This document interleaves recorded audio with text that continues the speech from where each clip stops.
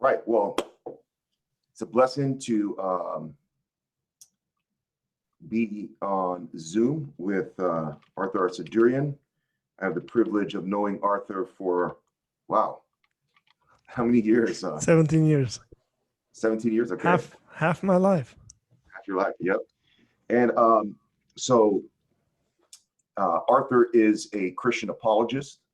He's a father, a husband, and someone that loves Jesus Christ, and someone that can articulate his beliefs, and that's what I love about him, and have a Christian worldview about it.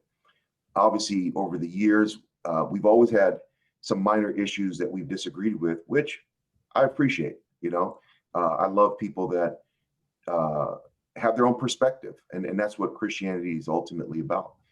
There's many secondary issues that the church was birthed in disagreement, and that's something I think we forget, is that the apostles dealt with Christians who disagreed, but they were all Christians, and they all came at it from different cultural lens and experiences, and things that and interpretations that basically, at the end of the day, for the apostles, it didn't matter because they weren't core essential issues. And what's the Augustinian quote in Essentials? Unity in non-essentials, liberty in all things, charity. Yeah. So yeah, this is going to be interesting. Again, to talk with Artur, because he comes at it also as an immigrant, someone who has struggled to make it in America, and I was a witness of that, some of those struggles that his family had, and really just trying to get their footing in the American economic forest. And so God has really blessed, I think, him and his family, and I think he has something to say.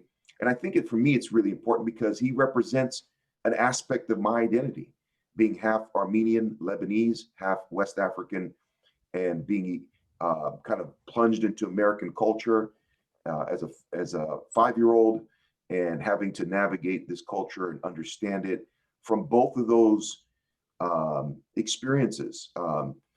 Having an Armenian dad, understanding Armenian consciousness, but being viewed by an average American as nothing more than a black guy, and having to fit in that role. So he represents the part of me that I think is very important for me, and it's been very important for me to get the Armenian community that I've worked in and love for many years, both in the Orange County context and the LA County context, to understand how the Black story, the American Black story, is really, in a way, their story.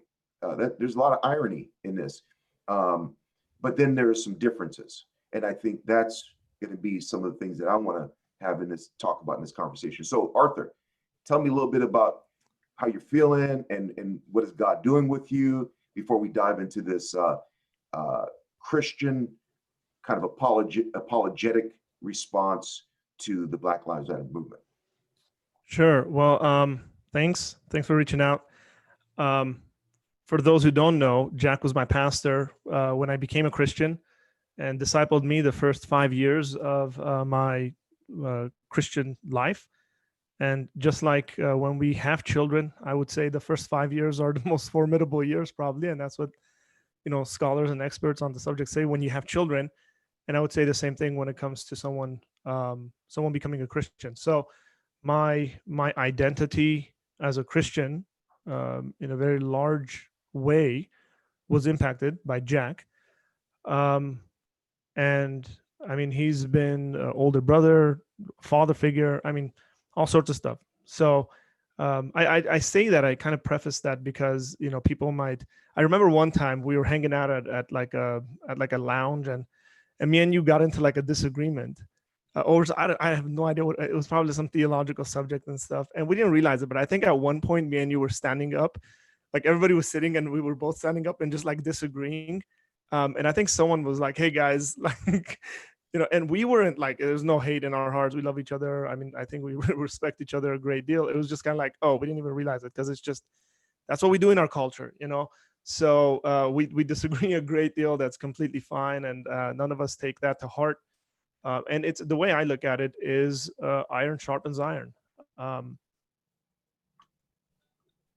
so if just for the viewers, I guess, if they don't know me, there's a great deal of respect that I have towards Jack, and he's shown me nothing but respect, especially when he was, still is to a certain extent my leader. He never actually treated me in that way. It was always like, hey, we're co-laborers, we're in this together. And when everything's said and done, we're in this together in the sense that we are in the work of Christ together, because we are kingdom-minded individuals, we're missional individuals, and so we want to see ultimately people come to know Jesus. Just to say that I'm in Armenia. I've been in Armenia about a year and a half now with my family. My wife Araz, we have 3 kids, 6, 4, and 2 years old. Vahagan is the youngest one. Nairi's my daughter, she's in the middle, and then Avetis Trying is to catch up, huh? the 6-year-old. Yeah, yeah. That's a debate that's going on right now in our household about the 4th child. So we'll see. So we came to Armenia. It was kind of unexpected, I think, the way we weren't looking at it. God, we didn't think God was leading us in that way, but very quickly, I think God spoke to us that He wanted us to come and move here, and it was done like over I want to say like a 6-month period. It was really miraculous in regards to raising the funds and being able to do that. Part of kind of the confirmation that God wanted us here. We've established an apologetics ministry here called Apologist Center. And you can just search that up if you're interested. You can search that up on Facebook. There's a website, apologistcenter.com. Most of the stuff right now on there is Armenian, but we're going through a development of how that's going to look like when we move back to the States, because we would like to expand to continue this ministry not only in Armenia but in America and hopefully globally. Yeah. There's a YouTube channel I've recently really tried to put effort into and make videos and all that. Yeah, I mean I am in a familiar culture. At the same time, I'm not right now. Like, so I mean, it's kind of cool. I can go outside and language is so familiar and all that stuff, but very often I'm reminded how I am different in my thinking, like how much I think like an American, how much I have American ideology in me, and it gives me appreciation, I guess, for both cultures. At certain points, I get really frustrated. I'm like, oh man, why do you guys think like this? For example, there's a lot of, Armenia was under socialist rule for 70 years, under communist rule. Some of that stuff still lingers around, right? I was talking to a couple of parents the other day about this whole COVID situation and schools opening up. There is no understanding in Armenia of homeschooling, like zero.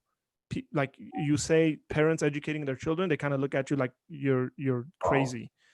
And it's like the state's job. And that's been left over, and communism's been done away with for 30 years, but that's still there, right? That kind of thinking and processing. So it's kind of insane. It's not, the political system is not like the one in the United States. It's a parliamentarian system, so it leans in a socialistic kind of direction. So yeah, there's all sorts of cultural stuff. The younger people are a lot more Western thinking, European American thinking. A lot more people speak English than Russian, where the previous generation would have been Russian speakers. The newer generation is English speaking, which works for me. So not that my Armenian is bad, but at times I just kind of struggle with it, and especially when it comes to technical language. So yeah, I moved to the United States when I was 11 years old as an immigrant, and with my family, my parents and my 3 brothers. So I've seen and kind of interacted with all sorts of issues that come with immigrants. In my experience, the closest people that I can relate to are Korean immigrants. I've had a lot of Korean friends, whether in high school or beyond that, especially when I went to like seminary and Bible college. I had a number of Korean friends, and we talked together, and I'm like, wait, we're dealing with the same situation in our churches, man. Like, and they were a bit ahead. The Korean churches would have been I would say they were like 30 years ahead of the Armenian churches in regards to how to deal and what they were seeing. But yeah, I mean, if you know Glendale, it's a heavily populated Armenian town, and just that Los Angeles area, that's Glendale, Burbank, Pasadena, La Cañada, La Crescenta. And now people are even moving out to the valley and stuff like that. So over the last 10 years because of the prices. So There's all these issues that come up with whenever you get kind of a concentration, I would say,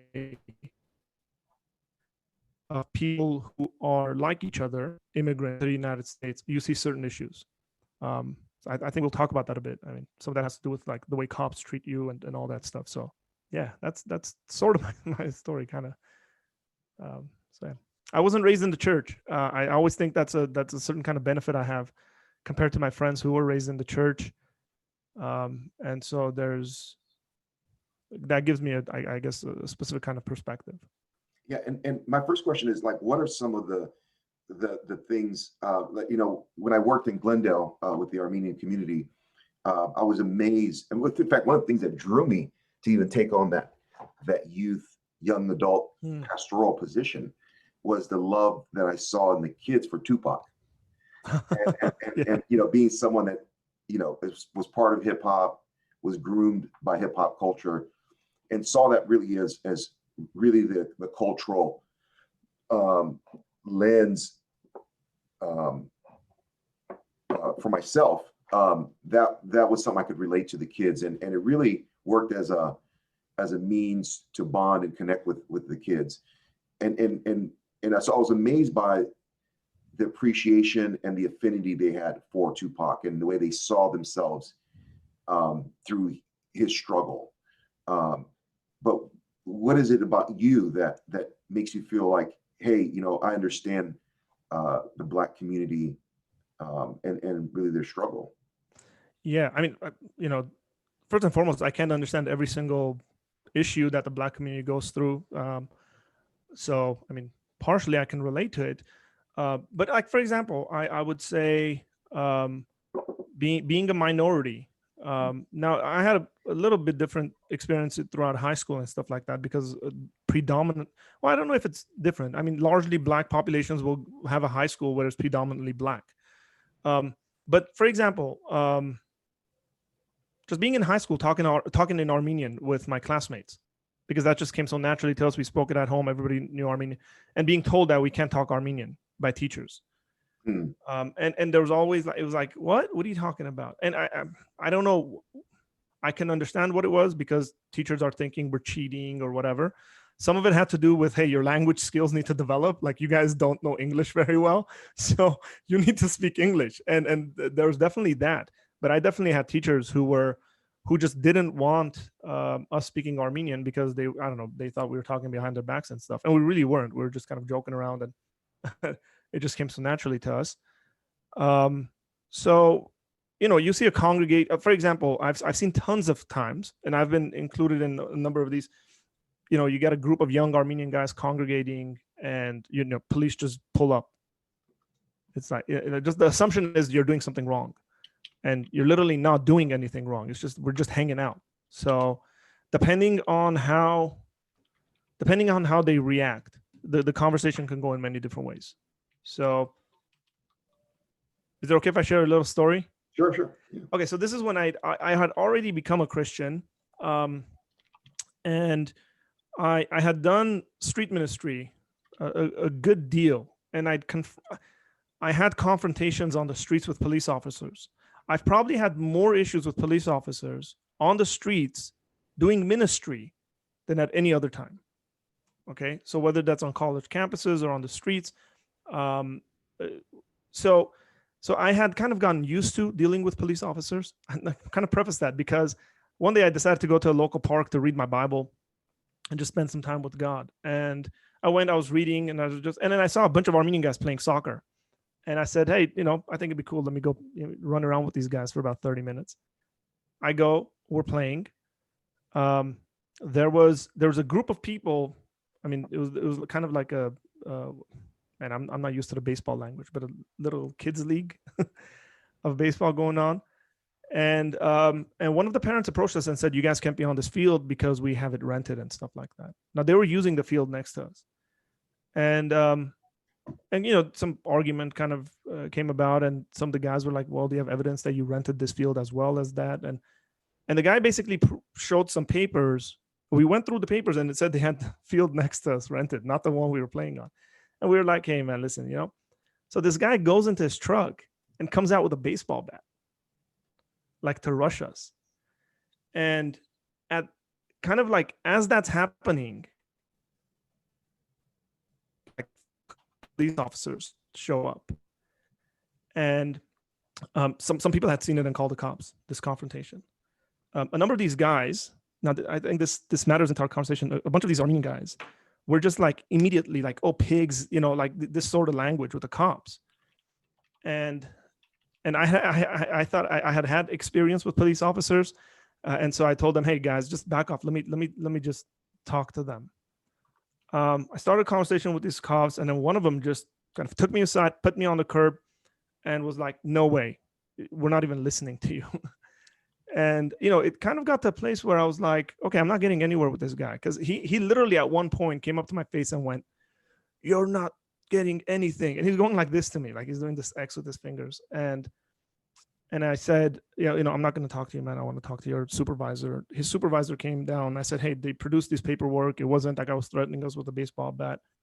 Long story short, the guy was supposed to apologize to me, the initial police officer that dealt with me. For sure, his boss told him to apologize to me because he was completely out of bounds. And all the way he was trying to bully me and stuff like that. Now, again, I don't know whether he was racist. I don't know whether he just didn't like Armenia. Whatever the issue was, he clearly was not doing his job as a police officer. Now it was ironic because I always contrast that with another guy. There's a canine. There's a police officer who's a canine unit. So he showed up with his German Shepherd. When everything was said and done, we went and we continued playing. This police officer left his car, left his dog in the car, came to the field and thanked me and said, "Hey man, I just want to thank you. You were respectful, And it's kind of a contrast between these two guys, Funny thing was, like 6 months down the line, I was doing street ministry in Glendale, downtown Glendale, and someone had called the cops and told them that we were threatening people. And these cop cars show up, like 4 of them, and one of them happened to be that K9 unit, which like completely diffused the situation because the guy showed up and we started talking, and he was like, "Oh man, it's fine," told all the other cops. But they had shown up. These cops had shown up, like ready to go because someone had told them we were threatening people and we were saying all sorts of stuff about people. So I guess like those sorts of situations, being pulled over. You remember I had this, I actually got this car because of you and your connection. I had that burgundy Blazer that was like dropped with tinted windows. That was the first car I had. I don't know if you remember that. Remember that. I remember like I got pulled over in Burbank at like 11 p.m. at night going home from church, and like no reason. And the cop was like he wanted to know where I was going from. Like, again, no reason to ask me these questions because I wasn't breaking the law. And I told him, I'm going home from church. He wanted to know which church and all this stuff. I told him. And it was because I was a young Armenian guy in a certain kind of car and I was bald.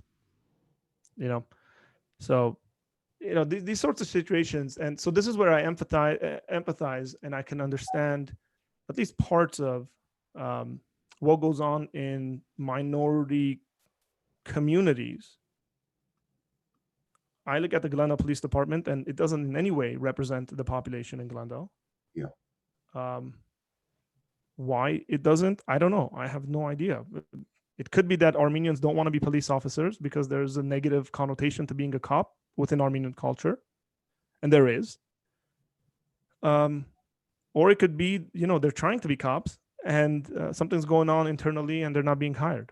I have no idea about that, by the way. I've never done the research and all that stuff. So what is yeah. So I heard a little bit of your position and I've on Instagram with some of the videos that you've made, and you definitely differentiate between the BLM organization, but I felt like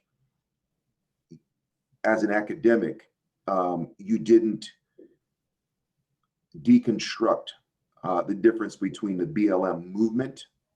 You slightly talked about BLM as an idea, and that's something you said you felt like you agree with, right? Black lives do matter, but you moved through it so quickly. I was pretty surprised. And that's why I wanted to have this video cast and podcast is because I feel like that was symbolic of the way that evangelicals have responded to this movement, especially my Armenian brothers. Yeah. except for, ironically, liberals. Now, I understand why liberal Armenians would be sympathetic to BLM. Some of it is their worldview, right? They tend to have more of a justice, fairness worldview than a self-responsibility, family responsibility. And that's some of the differentiating points between a conservative philosophy and a liberal philosophy. And there's actual tests done on the psychology of most liberals. They tend to value fairness as a higher virtue than responsibility. Yeah. You know, and both are two sides of the same coin. They're both kind of critical. So I can understand why some of the liberal Armenians, but overall, though, most Armenians have taken a very Trumpanian, Republican, conservative position on it. Like first of all, there's not a real big racism issue. Most of the problems in the Black community are created by Blacks and can be solved by Blacks, and which I agree with those truths. And I unequivocally supported Trump over Hillary Clinton because of those views, including looking at abortion as genocide and looking at the issues that are affecting the Black community as essentially being solved by Blacks, but never in denial of the ethnocentrism amongst Republicans, you know, the ethnocentrism amongst conservatives, including Armenians, including white evangelicals, that I have personally experienced over and over, and not just me, but every Black Christian, conservative, evangelical who's at any point immersed themselves in white institutions like Biola, Fuller, Life, worked on staff at a white megachurch, in any ways has been a minority in Christian context, has experienced discrimination, second-tier citizenship, and a constant position of distrust, and always a second tier of respect.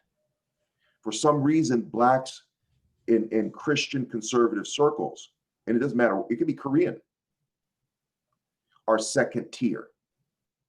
We cannot be theologically astute. We cannot be contributors on missional thought, pastoral thought.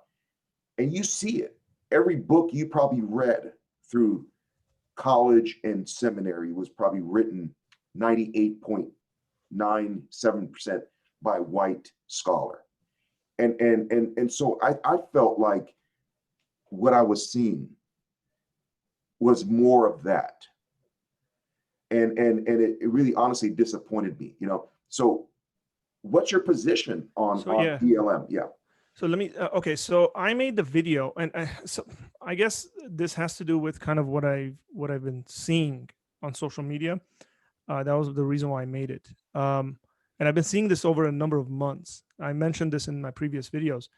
I have been seeing a lot of people I went to Bible college with, a lot of people that I like within Christian circles, just jumping headfirst into ideologies that are counter the Bible. Okay, so first and foremost, this is my observation. I mean, these guys are talking about socialism. These guys are promoting socialism. And again, the idea here, because I think socialism is counter the Bible at its root, and that's why. Like capitalism, I don't think it is, unless capitalism loses its moral foundations, and then it becomes anti-Bible.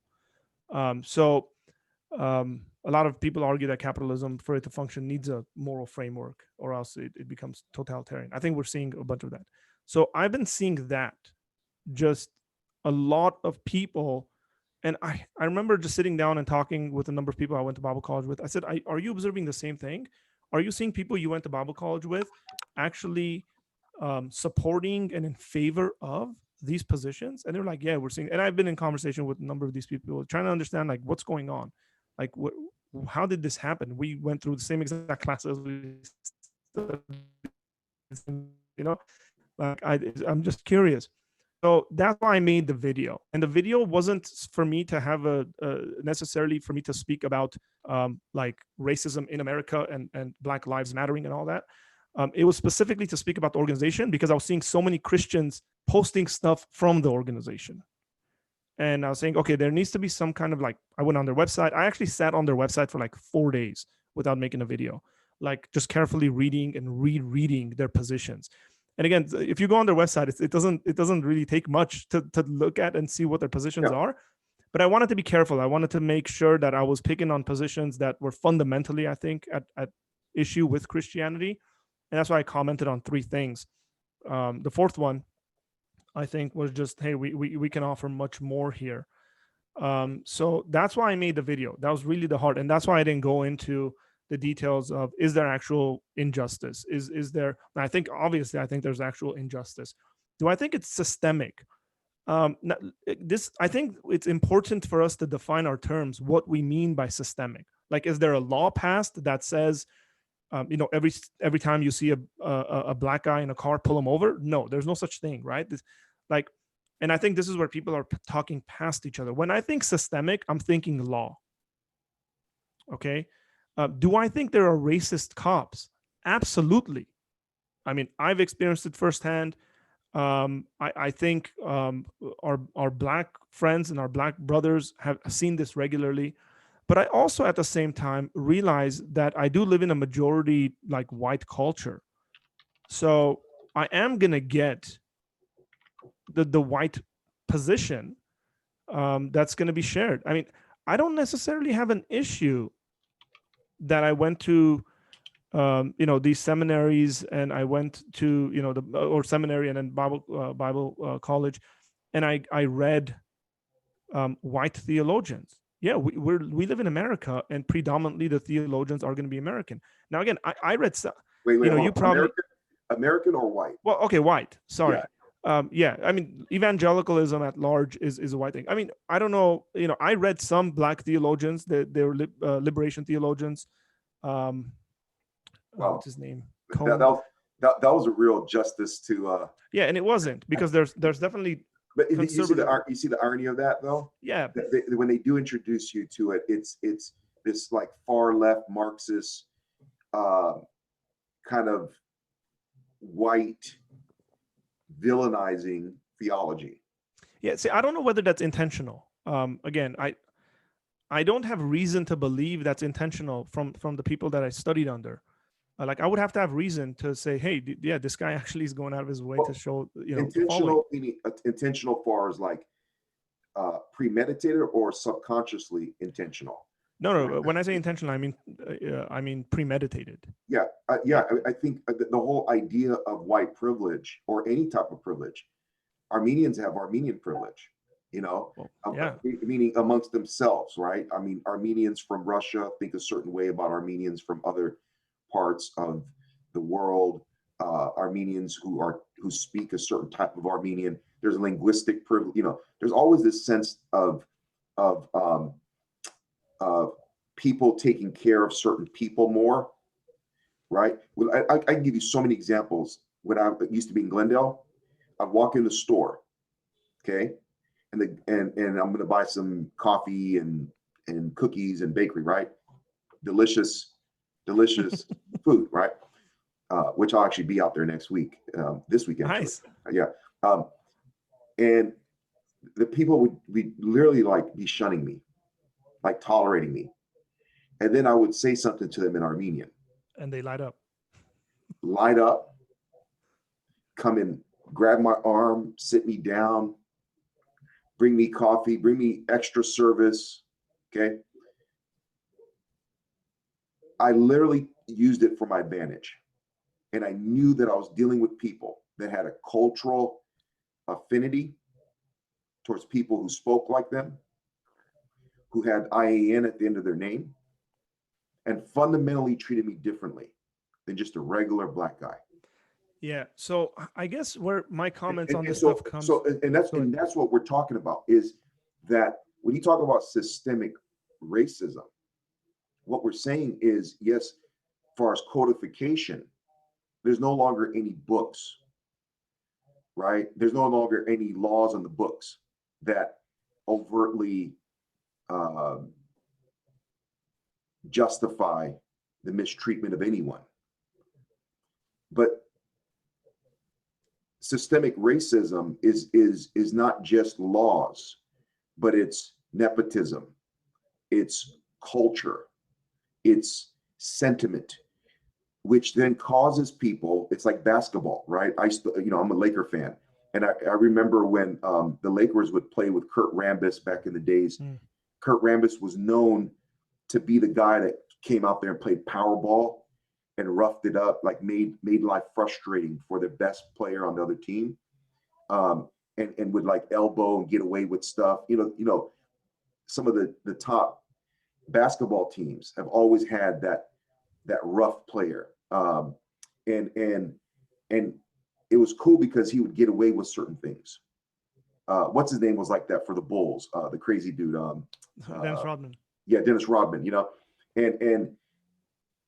But the NBA association rules don't allow for rough playing, but yet certain players were the enforcers and knew how to do it and get away with it. And they were literally called upon to do that under intense pressure. So what we're saying is that a lot of that is still happening, where there is gamesmanship when it comes to institutions. Here in Miami, you will have large churches with predominantly Blacks and Hispanics who've always had a white pastor. And the white pastor, when he leaves, will figure out a way to place another white pastor and operate the gamesmanship of what it means in that church to structure the board and bylaws and even the pastoral search process. And all of us play that at some point. And so the rules could be, you can't elbow. The rules could be, hey, be thinking about your cultural context. The apostles chose 7 Grecian men to make sure the Greek widows, the Hellenistic Jews were taken care of, which was so amazing and genius from a culture perspective. Why did they do that? Because they knew their Hebraic Christians had a tendency, even though they had the word of God, love everyone. Jesus had mandated them to reach the nations. And you know the word of God, they still struggled. It wasn't until Paul, even after Peter, came strong with the gospel of grace and inclusion. And no liberals don't own that word, right?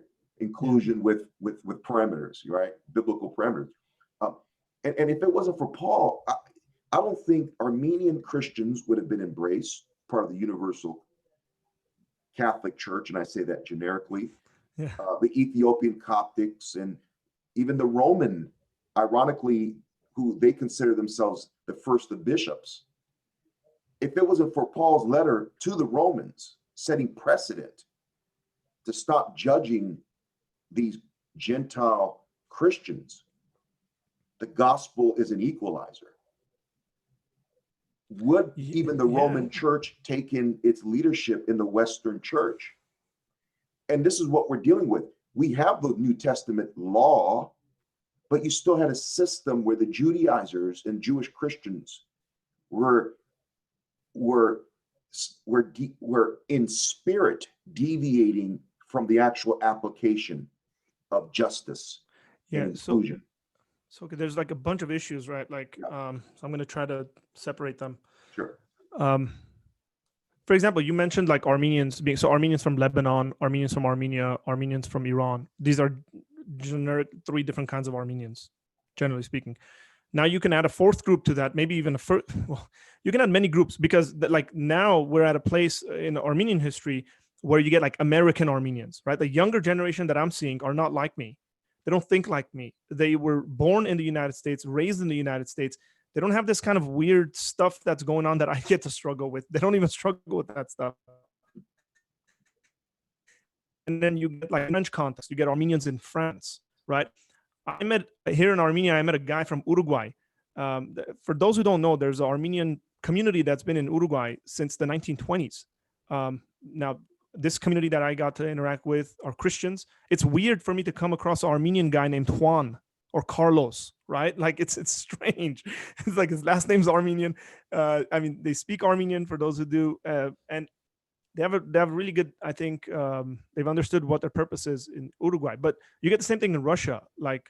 And this isn't like Armenians in Armenia are different than Armenians in Russia now, where in the past that might have not been as clear a distinction. Now it is, because you get Armenians in Russia who don't even speak in Armenian, who don't even speak Armenian. They're Russified, right? As a matter of fact, I see Russian Armenians being more like thinking themselves more highly than American Armenians when they're looking at Armenia. So now it would be really weird if I came to this and I said this is racism.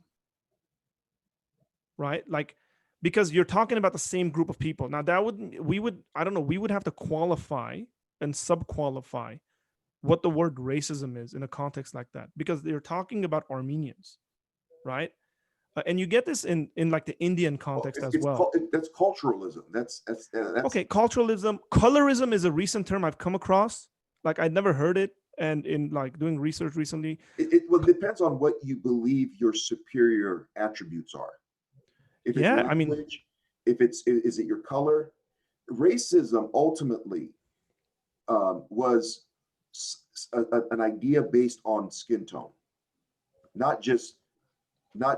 it brought racism.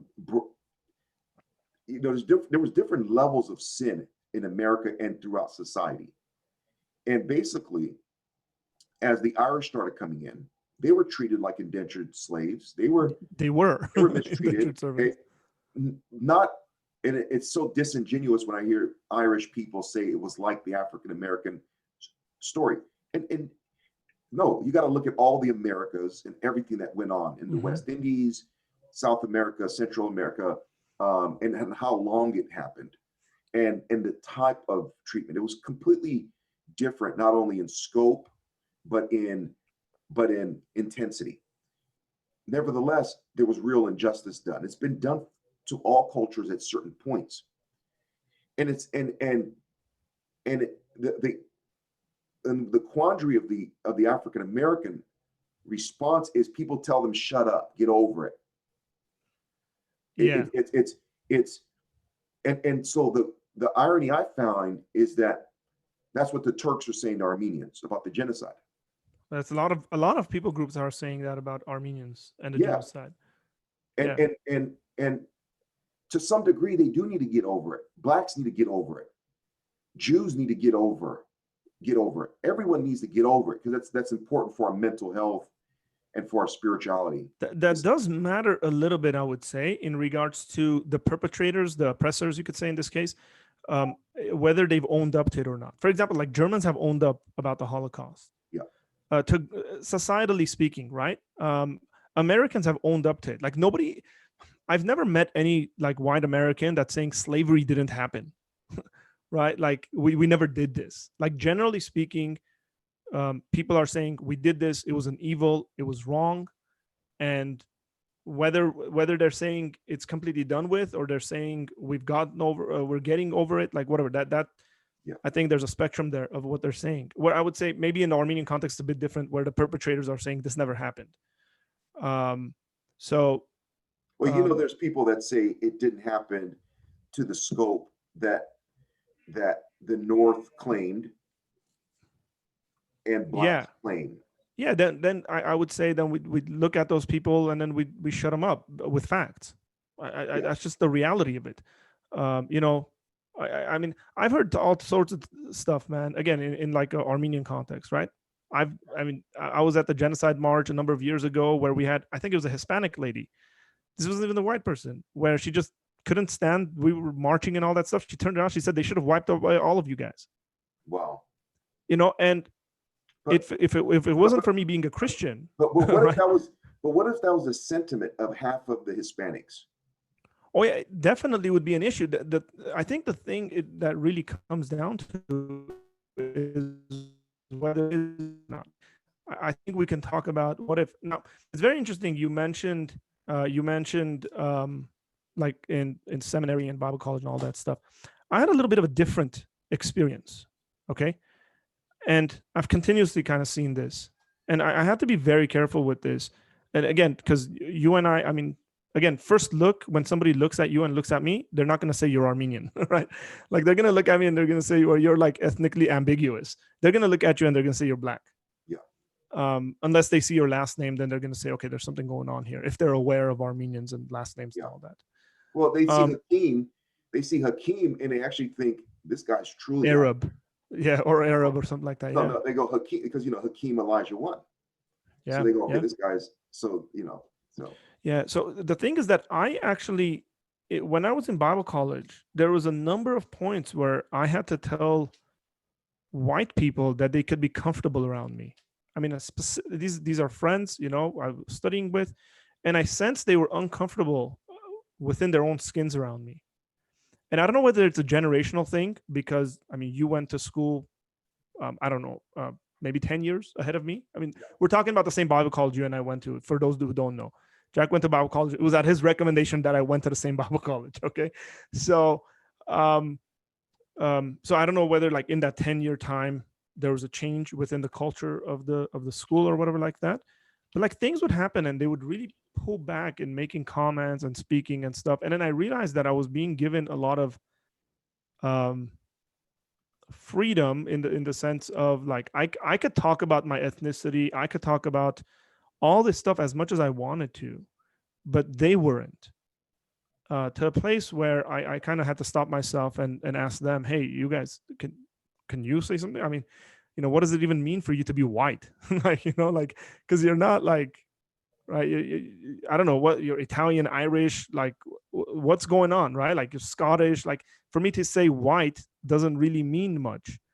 So I want to know about your ancestry and where you come from. What are you? Are you Scandinavian, like Viking ancestry, or Italian ancestry? Those are completely different things for me, right?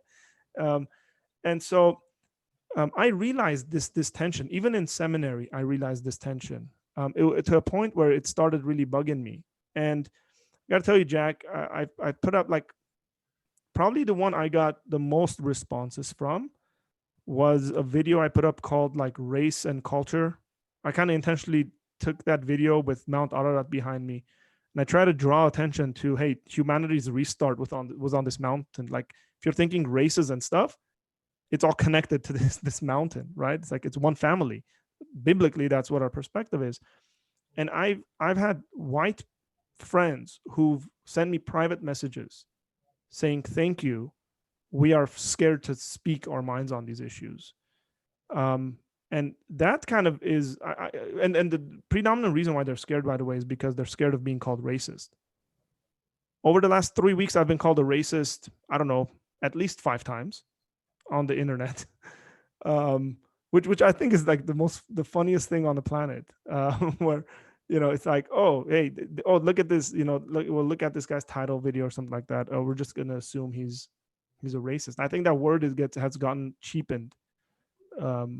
And it's sad that it's gotten cheapened in our culture because it should have serious connotations, and people who are racists should be Well, let me ask you a question. way. Yeah. Is someone who thinks that their culture, their way of doing things, even being American, right, is more superior than other cultures or nations? Are they racist? But they don't go out and own slaves. They don't. Yeah, I wouldn't necessarily say that's racist. I mean, okay. I mean, suppose if I looked at my culture where we, like what aspect of the culture? This is what I mean. Okay, like we don't have female genital mutilation. Wait, hold on.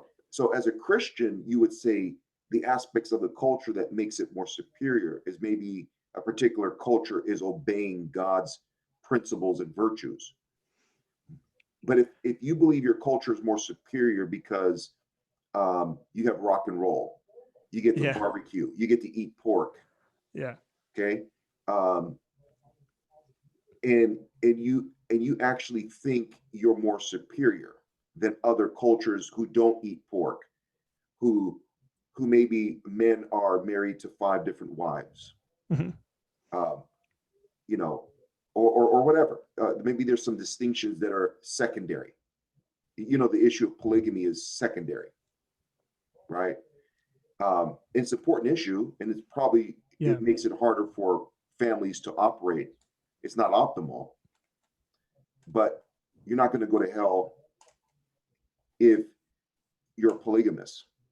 You know, as you know, many cultures who came to Christ, you Or know, polygamous. yeah. Yeah. So the point I'm trying to make is, if you believe that your race or your culture is more superior, does that make you racist? Okay, so here's what we would need to qualify it as the reason, right? If I think because I am lighter in my skin tone, therefore I'm better, that's just stupid and it is racist. Okay, clearly. And this has been justified from 2 perspectives, at least in my studies, and maybe more than that. One of them has been a theological justification, which is close, it hits closer to home for me and you, where people have tried to use and misuse the Bible to justify, oh, look, here in the Bible it says, those who are in Africa were supposed to serve those who weren't, and this very and we have commentaries from this time period where they're actually arguing this stuff. And you look at it and you say, okay, this is stupid, this is wrong, this is racist. There's also been the kind of naturalistic evolutionary argumentation that these people are less evolved. Okay, so they're not full human like the European white man or whatever like that. And so both of these have been used for these purposes. If those are the arguments, skin tone, some kind of a evolutionary argument that we're more evolved, I don't know, we're smarter or something like I that. think it's more complex than that. I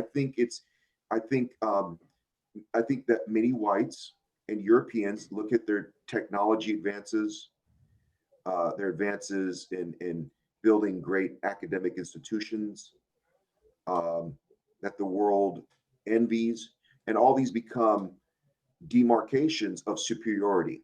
Yeah. Western economy, our status in the world. We only represent 5% of the population, but yet we are the wealthiest economy in the world.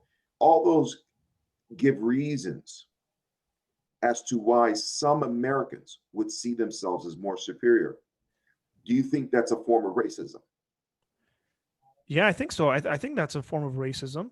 Again, if they're thinking that, if you think you're better than, or like when I say better than, I mean to say like you're more human. Like there's something qualitatively better about you. Oh, not even more human. You are superhuman. Yeah. So there's some, again, like the best way I can say it maybe is like the quality of whatever you are is better. But and this is what. But here's the thing.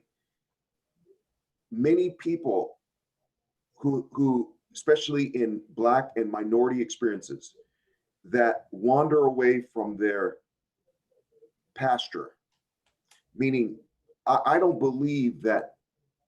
I think the short moments that you had at Bible college and seminary were not reflective of what most minorities, especially Blacks, who've had to migrate due to job loss, due to safety issues, historically, what they have experienced, from redlining to Jim Crow. I mean, let me tell you something, man. I've walked in the banks where tellers have had to do double data research. Because I came in there and I was working on my car and I got an oil stain. I'm Black. Maybe I got a Lakers shirt, so I look, what I'm saying, like,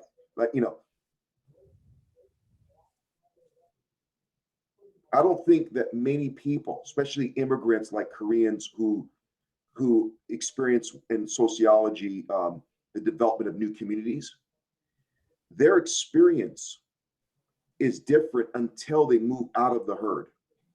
That's when they see the immigrants who tend to have sympathy for like the Black Lives Matter movement as an idea, especially college students, whether they're Korean, Arabic, Armenian, are ones who immersed themselves in dominant white society and begin to feel for the first time in their life. And we experienced that here in South Florida with the Dominicans, the Puerto Ricans, the Haitians, the Jamaicans, who in South Florida, it's a bubble. It is a melting pot bubble, unlike anything. It's more intense than New York. Like the international world is here, and there is shades of. You came here. Mm-hmm. It is a refuge. Even it's more of a refuge than LA, because LA is still white dominated for the most part, as far as the power structures. So, but when they leave and go to university in Oklahoma, when that Jamaican for the first time goes to school in Tennessee, he got a scholarship to North Carolina State. They come back very more militant and aware that the broader American context, led by whites and the irony, supposed white Christians, sees them as second tier, treats them as second tier. Now, doesn't mean that they're all shattered, so they have a victim mentality. These people come back, they're dentists, they're entrepreneurs, and that is really my problem with the position that a lot of Armenian Christians and white Christians is the idea that no, the real problem is the lack of self-responsibility, self-reliance, and self-development. Now, and the problem is that most of these people have never stepped out of their own bubbles to really immerse themselves in to experience the robustness of minorities, including Blacks, Hispanics, and Black Hispanics, because we have a whole Black Hispanic here. And the fact that these people are doing and experiencing upward mobility and are just as intense, if not more intense, about the development of their minds and their careers. And so that's where yes, I have a message of self-responsibility, self-reliance, because the Bible does. And I agree with conservatives. Right. But I also know that societies and groups sin, as you see in scripture, the prophets confronting even Israel. Most of the prophets were basically confronting Israel over their social sins, the mistreatment of the foreigner, the mistreatment of the widow, the orphan. And the irony is it was white Christians that gave up the moral authority on the issues of abortion and basically allowed even the climate to happen that liberalism has grown. And very few take responsibility. It was white Christians that enabled the institution of slavery, which ironically was only controlled by 2%, like the tech industry, like the oil industry. It's always at 2% of whites. It's always the 2% of any culture that pretty much controls industries like today and can shape thought. And they allow themselves to be bamboozled with a weak moralism, a weak engagement of society over not only the systems of race, as far as the codification of discrimination, but the heart behind it. And till this day, my argument is that white Christians, and now you got minority Christians following the tail of white evangelical or Protestant or maybe even Catholic leaders, and having this type of kind of like, this kind of the selective morality of what is important and what is not, when the elephant in the room that I believe created the precedent for abortion, which is the dehumanizing of life, was slavery, was 400 years Yeah. of a theology. I mean, blacks couldn't even go into white churches to worship. This was not like 20 years, Arthur. This was not 100. Yeah, unless they were Quaker churches. Yeah. And yeah, so this was like 350 to 400 years. And in reality, till this day, I've worked in white churches. They treated me, the most educated. They hired me to help them engage the black community. But what I realized, which I knew, they really didn't hire me to guide them. They were getting a lot of criticism from the black and brown people that they don't have any, they've never ever in their history had a black pastor. And after I left, they never had a black pastor. Yeah. They needed a poster child. And you know, I'm not the one, right, Arthur? Yeah, that's Because I stepped in there and I was like, because when they were interviewing me, I said, you guys have never developed within your own 1,000 member congregation of 70% black and brown people, one pastor, and you guys have been around for 20 years. that's just bad leadership. Okay, I mean, but that's across the board, my brother. And so what I'm trying to say is that the systemic racism, it's not codified, but it's in the spirit of the church and the wider culture. so I guess this is, and I felt like you as an apologist, I want to have a conversation with you, should understand to narrow in on the organization, which is a no-brainer. That was a low-hanging fruit debate that you had. Like, that's so easy to convince. not regarding the stuff I'm Well, seeing from Christians, Jack. Okay. I mean, I would agree with you. I would think it's so simple. Man, amen. It's so simple to realize these things, right? Like to see these guys. But when I'm looking around, I'm seeing Christian over Christian over Christian who are sympathizing, agreeing, and actually promoting this stuff. I take a step back and saying, what the heck are you guys thinking? But see, I think you lost the argument when you didn't come in with a deep sense of awareness and sympathy to the rage that black people feel. Not with like all the data, Candace Owen throws out data like more whites are killed by police and stuff. That's true. But what she doesn't do is she doesn't give you the data. I've always find it interesting, analytical people and narrative people who tend to be moved more into like storytelling and the artsy people. The data people tend to see data as proof. The storytellers always see things in the more emotively in the context of story and narrative. The problem with the data is and I was like this. I was going down this path until I started taking seriously my pastoral Christian counseling ministry. And I started reflecting on my own story and also the stories of Armenians. For example, when I was working in Glendale for 7 years, home after home, youth after youth, I found this story, this thread, this commonality of rage and depression and anger that was different than my experience amongst African Americans and blacks. It was a different type of rage. But the sins of the Armenians are not the same as blacks. That's right. Meaning their families are going to be more intact. There's a higher patriarchy, and there's a deeper loyalty to keep the family unit together. But what isn't there that I saw in African Americans is a sense of joy and a sense of laughter. And I'm generalizing here. Yeah. And what I saw in talking to them and the parents, I dealt with a lot of parents, heroin addiction, all this stuff. There was a deep somberness and a depression still connected to the genocide.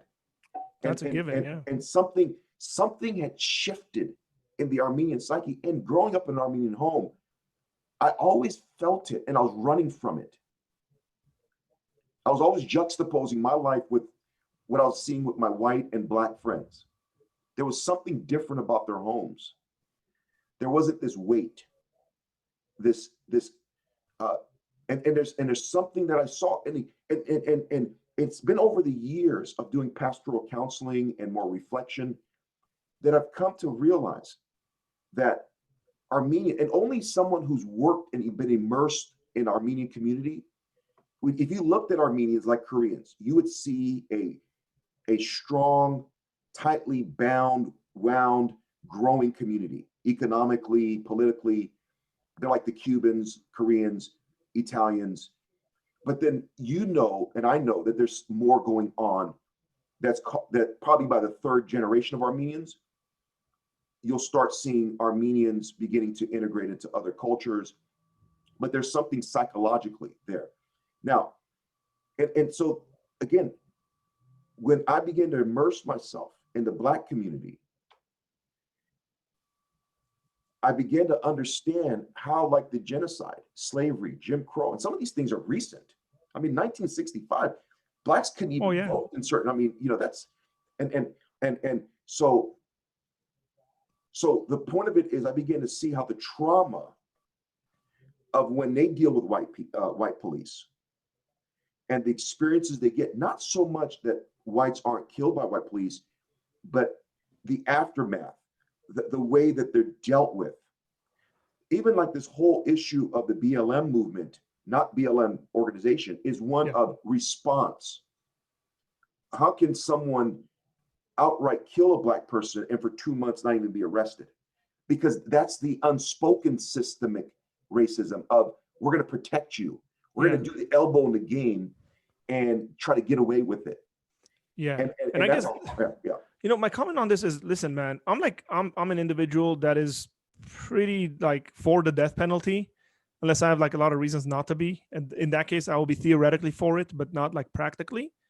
But like when I see stuff like this, for example, this guy who killed George Floyd, all these people are screaming, justice and all this stuff. I say, give him the death penalty. My question is, how many of these people, especially the liberal side, will actually join hands with me and say, go for it? Whenever someone does something like that, they should be punished with the fullest extent of the law. Okay. So I'm for that stuff. Like when we see that stuff, I completely agree with you. If someone's done something, it's like, why aren't these guys arrested for 2 months? Why is there even a necessity, for cameras and all this stuff? So that's a given, I think. I'm kind of trying to reflect and throw some, they might not be organized. Okay. Sure. Forgive me for that. The other thing, like, listen, you and I mean, I've accompanied you into these homes. And I was a young guy, young Christian, where we'd go into homes and, the mom and the dad, or just the mom, is saying, our son hasn't been home for 3 days. The guy's on heroin. He shows up, he sleeps for, 2 days, and then he's gone again. And, I've seen you counsel, and we've counseled stories like that. And I put myself in a situation and I say, okay, what's different? What is actually different between me and this guy that's being a complete idiot? Okay. Some of those guys were born and raised in the United States. As to when I compare myself to it, I say, well, I came to the United States when I was 11. Their parents were way better off financially than I was. Some of them were business owners, their parents, like they had stuff given to them, right? If we're talking about privilege, they had it compared to me. And I'm not trying to be not sympathetic, and I'm not that kind of an individual, right? I'm generally a sympathetic individual. But I think at one point you look at it and you say, come on, like seriously, man. If I had the opportunities that were presented to you, I would be in a completely like better place. Like I've had to take out student loans and work my entire time through my educational career, right? I look at my brother, my younger brother. My younger brother works in a setting where I don't know, maybe there's like 2 Armenians in the entire like department. Like I have no idea. There might not be any other than him, right? It's a very unique kind of job where it's dominated and it's generational. Like some of these people that work with him, their grandparents worked in that field, and he's gotten into it. And I know he's seen, and he's a bit more maybe on the dry, aggressive side, so that fits his character much better than it would fit my character. And so I look at this and I say, okay, we're doing well. And I kind of sometimes compare myself and say, there's definitely American privilege, and I'm not distinguishing stuff here, right? Like I can go outside right now and interview 100 people and ask them, 120-year-olds, what would you give to be in the United States right now?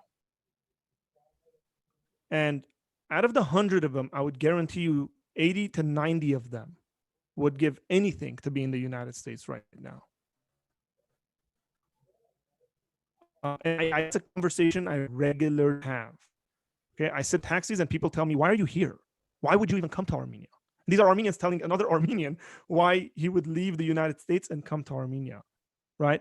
I mean, again, that's gospel perspective and all this stuff that they don't understand. But there is, like, I look at it, there's a great deal of privilege. And listen, I'm not someone who believes in fatalism. I believe, I'm a big believer in kind of the power of the human will. I mean, yeah, that's, marred by sin and all these stuff. And I don't kind of necessarily look at things unless there's actual victim stuff that's happened to the individual. And I'm very careful kind of to say all Black people, all Armenians go through the same experience. Oh, of course. That's definitely not the case, but that's what's being spoken. And these are the issues I have, where somebody stands there and says, Black people have XYZ experience. And I'm saying, okay, hang on here.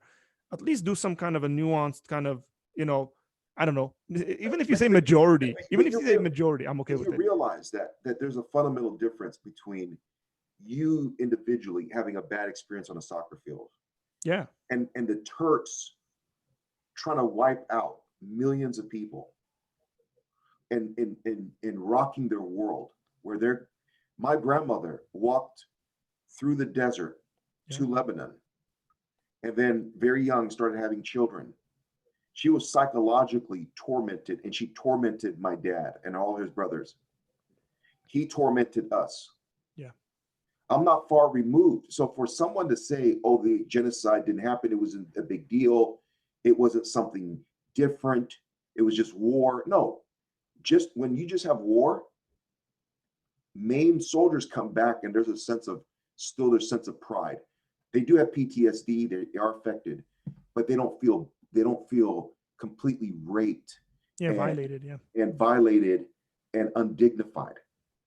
What happened in the Black experience for 400 years, what whites did, and what the church enabled, the church that is still producing leaders that basically, and it wasn't their experience. Like the average white person that lived in the white church experience, white work experience, they were completely insulated, as is an Armenian, from what's happening in Eagle Rock with the Mexican community and the migrants and the issues they're struggling with.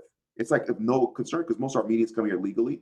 They, and they come into a support system of a network of people, and those are built-in systems. So it's completely different. But what Armenians experience in the genocide and the trauma that still lingers, no white American will ever understand.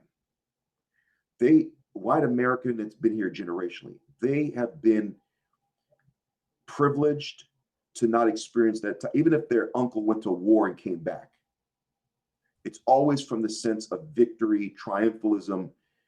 And what we're saying is Blacks have taken the brunt of the worst of American society. And my argument is, I agree with the conservative message, because some of those principles are biblical. But what I don't agree is the way they view the stories and the way they place people. They're very analytical and not necessarily. It's the way it's like, get over it. And because of my pastoral counseling and understanding the way people process things that I've gotten over, and some people have called me, oh, Jack, you have a victim. I'm the last of the victim. Like the things, the odds I've overcome, even the stuff I did to myself in a self-destructive way. Like I don't think there's an inch of victim. Like I'm a straight soldier, warrior. I've never, ever lived in fear or a sense of less than. I've responded to people. I mean, my first week in Life Bible College at the camp that you go to, the guy told me, "Hey, you nigger, get out of here." I was going to kill the dude. And if it wasn't for some of my friends who are still my friends, who became the guy who became my best man, Rick Rodever, he's part of the Gospel Coalition. These guys literally had to calm me down and just affirm their love for me. You know, I was one of 10 Black people at Life Bible College. And look, I've had so many of these experiences, Arthur, but my response to it as a warrior, because of my makeup, the things that I caught from my dad, not taught, but caught. But then when I started looking at the Black story, the Black narrative of what Blacks did pre-Civil War, post-Civil War, during the Great Depression, the fights they engaged in. Like, for example, when I started studying about unions were formed by whites to keep Black labor out of masonry, construction, farming. And I've seen how they fought. I have such respect for the African American community. And when I hear Candace Owen speak the way she does, I realize, oh, I get her, because I know the temptation, because whites have tried to tempt me.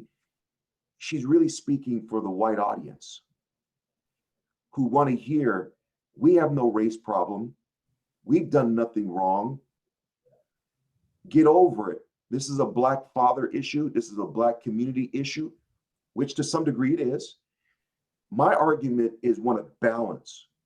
You're speaking truth, but when you make it all of this, you deny the social sins, the social resilience of Blacks. And the irony is, when you really look at the stories of Black inventors and civil rights activists and schools they started and what they did, it's like, crap. God forgive me for looking down on a people who out of the ashes have created a voice for themselves. And that's but that's not talked about by evangelicals and Christians and Armenian Christians. They don't see the resilience, the story, and the context of police brutality in the context of 400 years where law enforcement was used as a tool. And so there's trauma.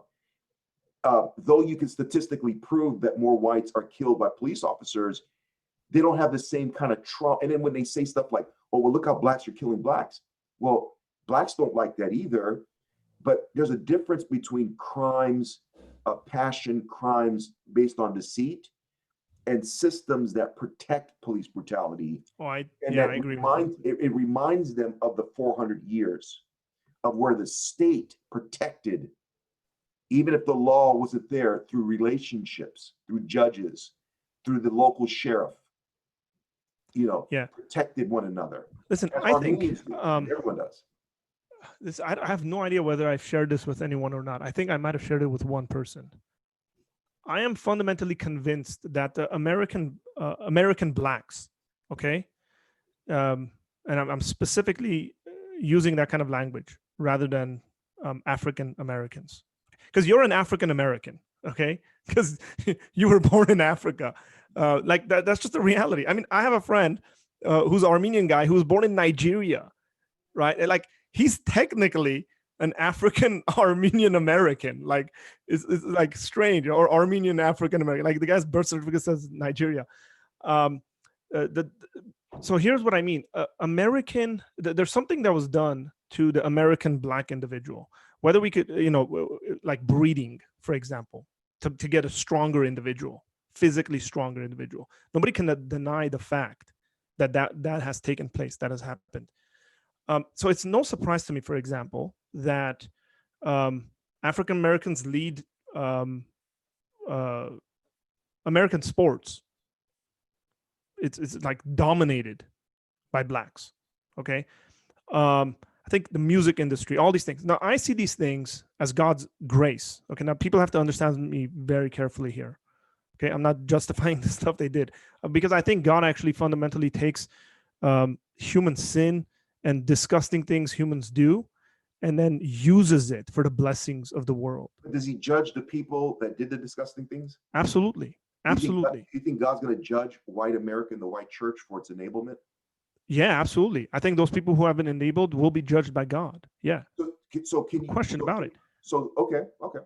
Here's the issues I have. So let me finish this out, and I'll jump to the second issue. I think if the Black American community actually walked in the way of God, they will be probably one of the best blessings to the world, if not only America. Okay, and I think there's specifically an attack on them. I don't look past this whole fatherlessness issue. It's like 74%. It's insane. It really breaks my heart. Like the other day, I woke up. I mean, literally, like at the brink of tears, thinking about that. Because I look at my kids, and then I just say, man, like, what would happen if I wasn't here? Right? Like, what would be the case? Now, I've learned a great deal about what it means to be a father from you. Okay, seeing you and seeing your wife and the way you guys were raising young kids. My kids are that age now when I was observing you guys raise this. I regularly share this with people and say, hey, here's parenting advice I learned when I was 22 because I saw individuals parenting the right kind of way, right? And so for me, it's it really angers me to a certain extent where I look at it and then I continuously hear, especially from the liberal side, that Black people kind of are faded to this stuff. That's the kind of way they're speaking. Okay. Yeah.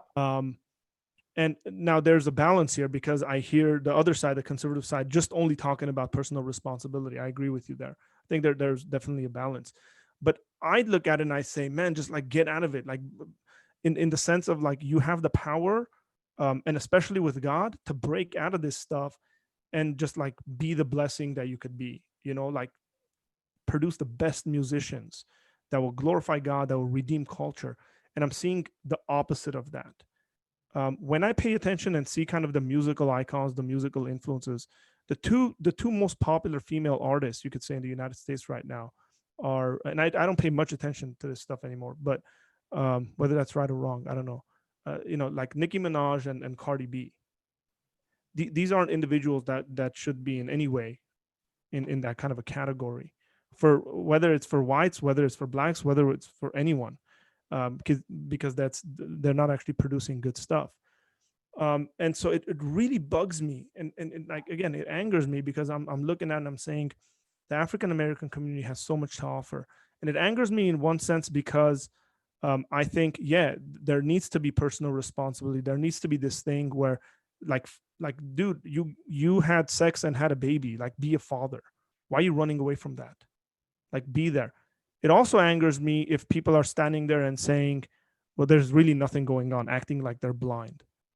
And I think this is the difficult kind of place. And I can't speak for other Armenians and other Christian Armenians or whatever who are reacting to a certain thing, a certain way. One of my issues has been all these people who are supporting Trump who aren't actually conservative. Like I know them individually, right? They're not Christians. They don't have conservative ideology and stuff like that, but they've flocked to Trump.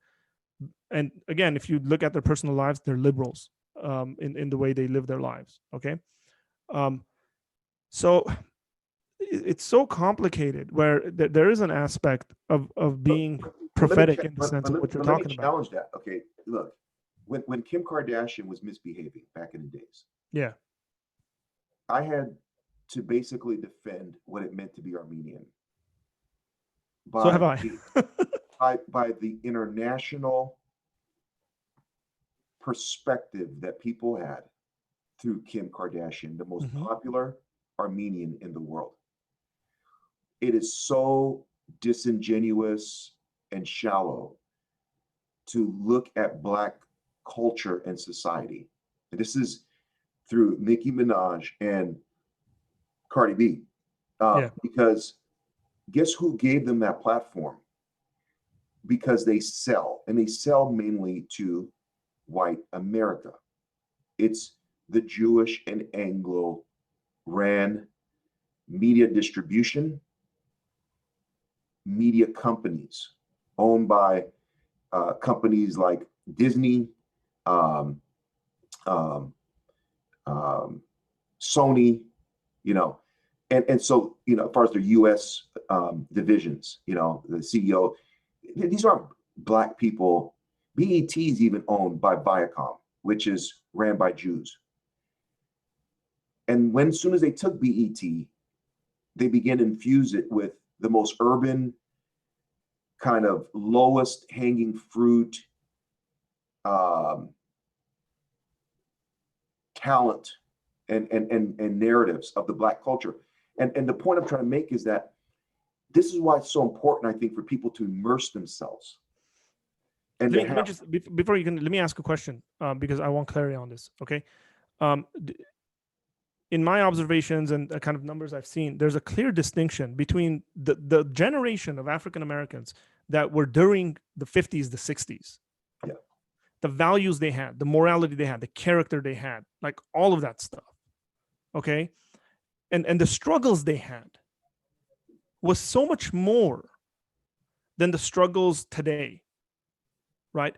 But when I compare these two groups of people, like, so I mean, like the fathers and grandfathers of the current African American community, I have so much respect, right, for these individuals, and because they went through such a struggle and they kept their families together, they kept the fight going. And this is where my challenge to you is that it's we can both read the same verse and have a different interpretive grid, meaning like even though probably the authors had a particular meaning, right? Like the job of doing good hermeneutics is trying to figure out what the original author was trying to mean, not the way you interpret it, right? Sure, yeah. And what was the historical context? What's the grammar?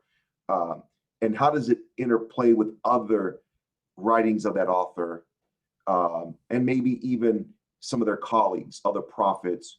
And then what do we know historically about Judaism or the first century? So we try to come to a place where we're trying to understand, what did Jesus mean when he said that? Now, so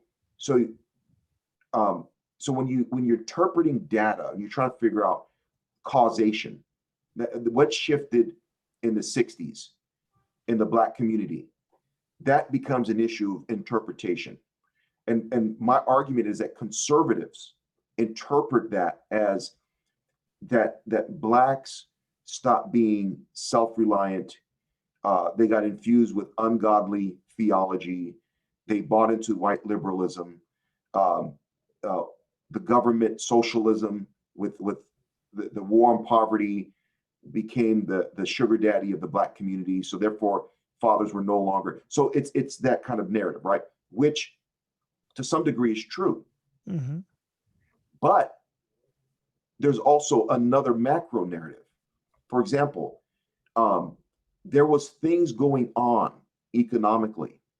There was white flight in urban communities. That's why most of the issues of poverty and crime, you'll find it in urban cities, where there used to be manufacturing and development. This has been noted by top sociologists and historians. In the 50s and 60s, whites began to take manufacturing to suburbs and out of urban areas. Okay. You had a shift economically, and also I think we started moving from an industrial manufacturing society to a service-oriented society and knowledge capital society, right? Because with innovation and technology. And that shift really started happening in the late 60s, early 70s. And now you can really see it. Now, guess what? There was no longer a need for major manufacturing in downtown LA, in downtown Oakland, San Francisco, Chicago, so on and so forth. But that's not a racism issue, right? I know. Wait, that was an economic issue, but yeah, it was a race issue because, and this is why we need to have a deeper conversation. Do you realize in the 70s, if you were Black, you could not go to 90% of the major institutions of learning, including seminaries. In the 70s, Tony Evans just did a piece where I haven't seen it. 2 years before Dallas Seminary allowed Blacks, he could, if he would have enrolled 2 years before, he wouldn't have been able to go in. Yeah. Some of this stuff was going on into the 80s, my brother. Yeah, no, I'm not So disagreeing with what I'm that. trying to I'm say not is that disagreeing with that. blacks did not have the financial powers. If post-Civil War, the federal order, which what's his name does a good job of, the Gospel Coalition, Black Evangelical, Tabiti Anabli, okay, African scholar, on the Gospel Coalition. He talks about how reparations are biblical, but he gets into like if the Union would have kept their promise and given blacks the 40 acres and a mule, blacks were the farmers and the masons. They would have never ever, and they begged that they keep the promise. They turned around and gave the same land to the white Confederate soldiers and the white Union soldiers. This was a real historical event that would have had huge implications, because I agree, yeah. money appreciates, land appreciates. Blacks, Sure. after the Civil War, do you know where whites were going to learn masonry, farming? Whites did not run their lands for hundreds of years. They oversaw blacks who ran the horses and the stables and built the farms and they didn't do hard labor. Blacks had developed the skill. That's why up into the Depression era under Roosevelt, blacks were the labor market of America. When you needed something built, fixed, there has been systemic, I'm talking about powerful forces that kept blacks economically. So now you're in the 50s and 60s. Blacks cannot enter the top tier technical institutes, theological institutes, training centers. They got their little black colleges, always underfunded because it's coming from their funds. Even the idea of government funding, that was actually to save and empower major white institutions. The whole subsidy of that. So the point I'm trying to make is that it's really complex, that both there was a self-reliance and family breakdown in the 60s, but then you had the importation of major drugs. Blacks were not flying aircrafts carriers which has been documented. CIA. This is not conspiracy. Drugs were coming in with the permission and oversight of some of our government agencies. Major drugs. That then the breakdown begins in the 60s. Drugs heavily in urban areas, coupled by welfare. So there are social, but who's running all these institutions? Yeah. So Was it blacks? You know more about the details of this stuff than I do. I don't necessarily have issues with that. I guess where I start having an issue with, for example, someone who's white, okay, they have hereditary, whatever, money. I got to leave in 1 minute because I got a meeting. So okay, so some guys, whatever, inherited money and land and all that stuff. See, I don't see that as inherently racist. And I think this is where it kind of gets the issues that I'm having, is where the comments are being made, hey, this guy's racist because he shouldn't have that.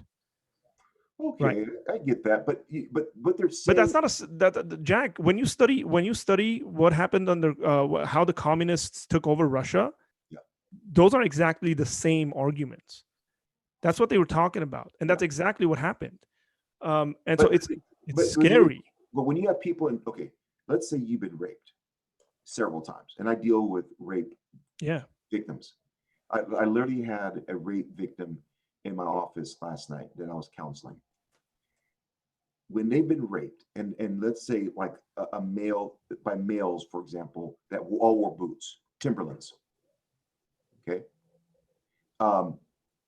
Every time now they see any man with Timberlands. Yeah. So when blacks hear certain things, certain buzzwords, what they consider dog whistles, they cry out, this is racism. But there's a context, right? They're trying to mitigate it while it's small. because they don't want to ever forget, genocide mantra, we'll never forget, and they never want to go back. And I get that, especially when you've been traumatized. Any inclination, a thought that you're less superior, you don't deserve certain rights, you don't deserve for the police person who beat you up for them to get some type of legal inquiry or investigation. So with that said, I got to go. Arthur, you want to close this in prayer? Sorry about that. Yeah, man. Yeah, definitely. Hey, we're going to do part 2 of this. Yeah, sure. No problem. It works for me hours wise. So, okay, Father, we thank you. I thank you for Jack. I thank you for his ministry and the counseling he does, and he's in the trenches. And so I pray for him. I pray for Giles and the family. Bless them, Lord. May your spirit overshadow them and guide them and empower them to be your witnesses, to really bring healing, because he gets to deal in a community, he gets to deal in family settings that I don't, and most of my friends that I know don't deal with that. So I know the impact he's had on my life, and even the discipline he's brought about in my life to be well-rounded is just amazing. And so I pray for the same stuff with the individuals he's dealing with. And I pray and hope that when people watch these conversations and watch this video, that they will be blessed. They realize good friendship and brotherhood in the midst of disagreement, and how we can learn from each other and actually start seeing perspectives from one another's. So all glory be to you, God. Use this to glorify yourself. In Jesus' name, amen. Man, I respect you. I love you. And we're going to continue the conversation. Definitely. Blessings.